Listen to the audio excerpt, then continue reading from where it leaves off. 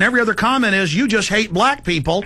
But then I notice it's mainly white yuppies saying it. Are they programmed, or are those disinfo? Well, that's an interesting point, and you know, I would make this point very strongly. You know, I've got a great friend in Africa. He's a Zulu shaman, a very well-known man in South Africa. He's in his 80s now, and his perception of Obama is absolutely spot on. He wrote a poem that's on your website. He did, yeah. Do you want me to give you a few lines from it? Read the whole poem. Go ahead. Okay. He wrote this poem after he saw Obama in speaking on television.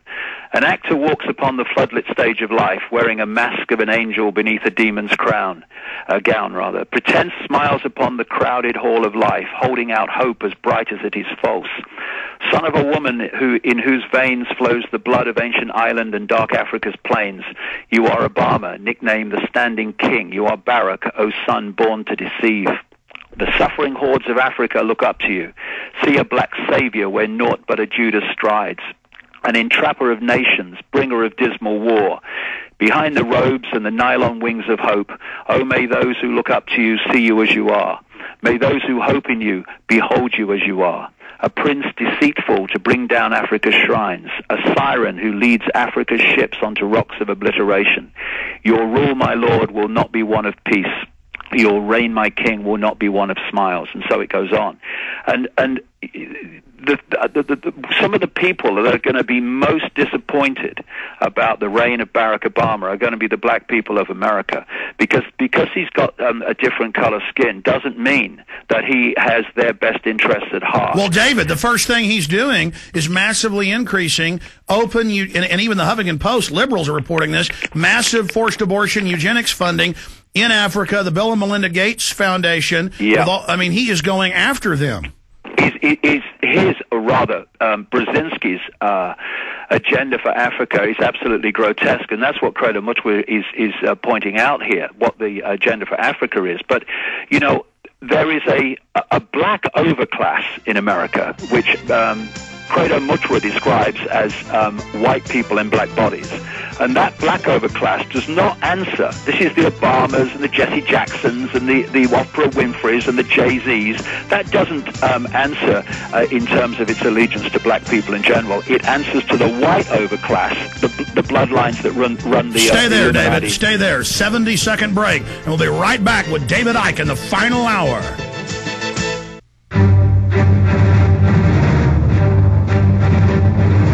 Big Brother, mainstream media, government cover-ups. You want answers? Well, so does he. He's Alex Jones on the GCN Radio Network.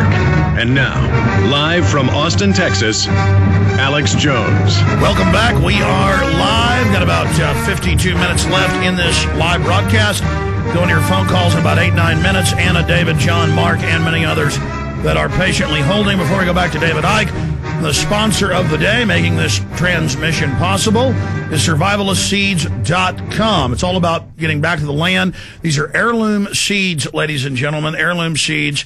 No GMO. They're not even hybrid.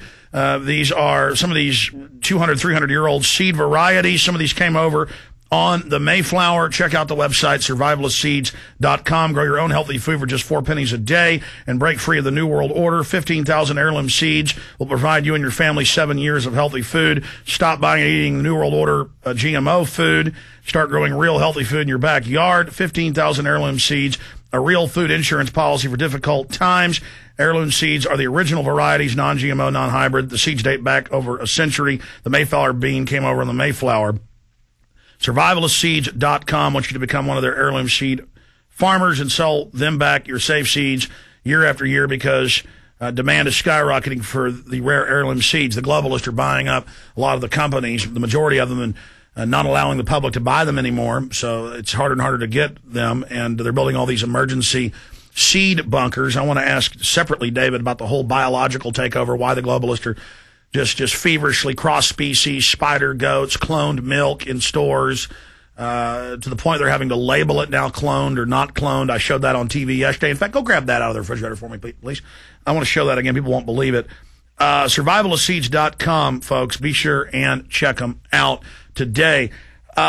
And please, again, visit Infowars.com and PrisonPlanet.com and check out the films like Endgame, Terror Storm, Truth Rising, Fabled Enemies. Not only does it support us, but it also gets the word out, and people are really ready to hear the truth now. David, I want to continue with the awakening, but I did want to ask you, are you not pleased? I mean, I'm seeing in the hundreds of interviews I do every month or so in my own show and people on the street that the majority of callers to shows, are not even my own, it can even be a hostile radio show, the callers call in agreeing with me. And the people now are really ready to hear the truth, and I see a paradigm shift, and I think that's why the globalists are crashing things, so that they can be the only savior and feed the people and clothe the people, bringing us into this collectivist model. I mean, is not this whole New World Order takeover a response to their attempt to fully dominate us before we break free of their conditioning? Absolutely. I mean, I've been writing for years that there was a change coming, a change coming that was going to wake up vast numbers of people, like a spiritual alarm clock, if you like, waking people up. And waking people up is absolutely the phrase. It's breaking the amnesic state that people live in. And you know, going back to what I was talking about before the break, you know, this is a big focus, the focus of my work at this time, and I've accumulating now enormous amounts of information about the fact that this is a virtual reality universe, and the what we call mind is a construct of this virtual reality, this matrix. And if you are stuck in mind, then you are a program, basically, of the matrix, of the virtual reality game, and it runs your perception. What is happening in this awakening is a consciousness is starting to break through what I call real consciousness, not mind, which is a very, very low level of awareness and perception. It's what we call intellect. It's stupid compared with consciousness. Consciousness is starting to break through and connect into more and more people. And when you do that, instead of looking close up at a brick symbolically, you are, as you become more and more conscious, you're moving further and further back from the brick to the top of the hill, and now you see that what you were looking at, the brick, was actually part of a house, which was part of a street, which was part of a city, which was part of a country, etc. You're seeing what you were in, and you're seeing that what you thought was freedom is actually fundamentally manipulated tyranny and control. So you start to see the game, because like a stooge of a hypnotist in a stage show, when you are programmed to believe that there's an elephant in the audience, you see an elephant in the audience. You believe anything as long as it's programmed in, because that means that your brain starts reading reality like a computer reading software that fits in with what it's been programmed to read, i.e. you're eating a potato, but it's actually an apple, and that's what you taste. So what's happening with this awakening, Alex, is as people break out of the amnesic state controlled by mind into consciousness, they're starting to see what they couldn't see before. People say to me, it's so obvious, mate. Why didn't I see it before? Because you were entrapped in mind. Now you're becoming conscious, you can see it. And the whole conspiracy is about holding us in a state of mind. If you look at society, Alex, it worships the mind. Always got a great mind, always got a great intellect. You know, when I talk to so-called elite Oxford students sometimes, they're the most difficult people to talk to compared with the general public about these things. Some old starving person in Venezuela on the street, or sometimes a poor homeless person, I'll talk to them, you'll just think they're some old drunk, and it turns out they're incredibly aware and tuned into the universe and even know what you're thinking. They get it.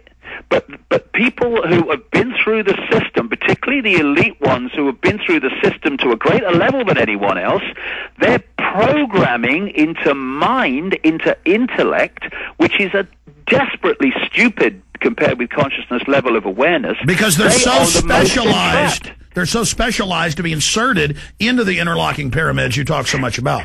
Yeah, this is the whole point, you know, Alex, when you look at it. The whole system, the whole education system, is designed to turn out mind intellects. It's about passing exams, which is what? Taking information that they tell you to believe, and regurgitating it out onto exam paper, and the better you do that, the more you progress within the system. That you then get degrees and